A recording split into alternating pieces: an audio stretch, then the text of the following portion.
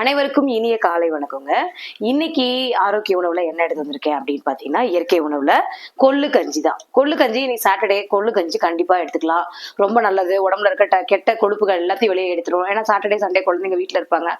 So அவங்களுக்கு கொஞ்சம் ரிலாக்ஸ்டாவும் இருக்கும்.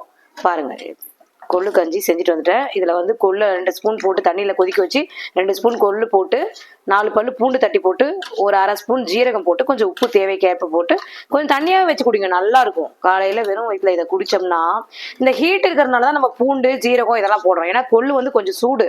அதனால கொஞ்சம் பூண்டு இந்த மாதிரி பூண்டை தட்டி போடுங்க. பூண்டு சீரகம் இதெல்லாமே போட்டு குடிச்சோம்னா அவ்வளவு உடம்புக்கு ஹெல்த்தி. பாருங்க, நான் குடிக்கிறேன் பாருங்க, சூப்பரா இருக்கும்.